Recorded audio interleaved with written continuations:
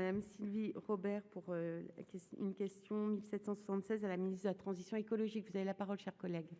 Merci beaucoup, Madame la Présidente. Madame la Ministre, il y a 3-4 ans, je posais déjà une question orale sur la problématique du désenvasement de la Rance. À l'époque, elle portait particulièrement sur les difficultés budgétaires pour finaliser le plan quinquennal. Entre hier et aujourd'hui, la situation s'est aggravée. À certains endroits, la navigabilité de la Rance s'est détériorée, portant préjudice aux riverains, aux communes, ainsi qu'à leur attractivité touristique. En matière d'atteinte à la biodiversité et au patrimoine naturel, le constat interroge. Je le redis donc encore aujourd'hui, il y a urgence. Pour ce faire, une voie complémentaire au plan de désenvasement peut être explorée. En effet, depuis 2019, la Commission européenne se montre favorable à la revalorisation au tarif énergie renouvelable de l'électricité produite par l'UMR, qui, vous le savez, est un site unique en Europe.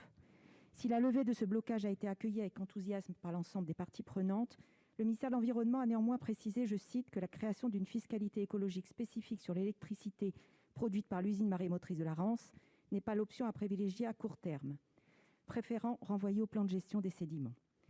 Pourtant, depuis le 1er juillet dernier, l'article L211-2 du Code de l'énergie dispose clairement que l'énergie marémotrice est une énergie renouvelable. D'autre part, EDF, concessionnaire de l'UMR, a réitéré son attachement et sa volonté de faire perdurer l'équipement. Pour autant, on sait que le projet de réorganisation du groupe dit Hercule, qui est actuellement suspendu, pourrait impacter le passage en tarification verte de l'énergie produite.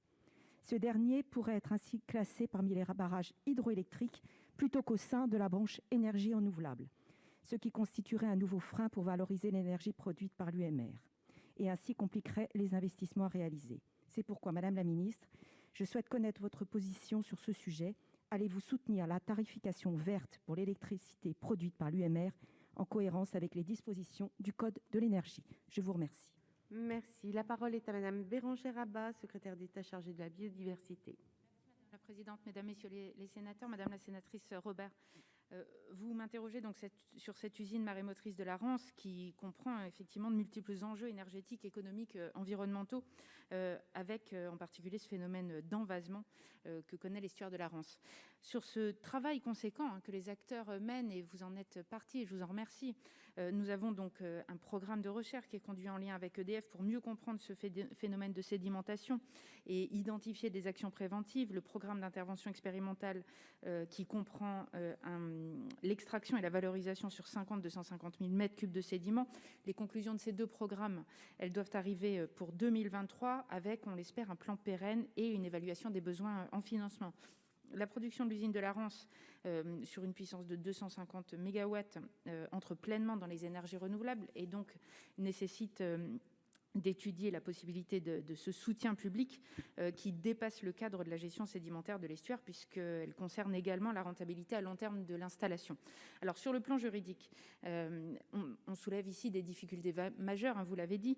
Cette usine, elle est exploitée par EDF depuis 1966, sur la forme d'une concession qui arrivera à échéance en 2043, et l'attribution d'un tarif de soutien constituerait une modification substantielle du contrat de concession. Or, le droit des concessions n'autorise pas à modifier substantiellement l'économie d'un contrat, à moins d'une nouvelle mise en concurrence. Il n'apparaît sans doute pas judicieux de mettre en place un tel soutien pour une concession hydroélectrique, alors que la France fait face à 2 mises en demeure par la Commission européenne.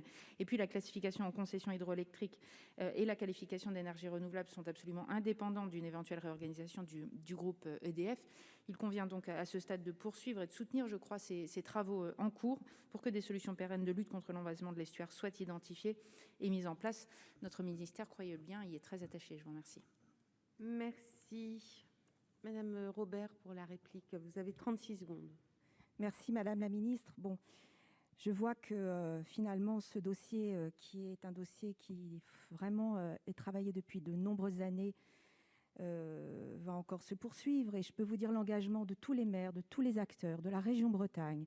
Nous avons besoin de votre soutien parce que cette classification en énergie verte pourrait vraiment permettre en tout cas de lever un des freins. On compte sur vous. Je sais qu'il y a urgence et que c'est bientôt, en tout cas, un rendez-vous avec EDF, qui est aussi partie prenante, moi je veux le dire, est associée à notre réflexion. En tout cas, vraiment, ce que je veux vous dire, c'est que cet engagement mérite vraiment qu'aujourd'hui le gouvernement s'y intéresse. Merci. Merci.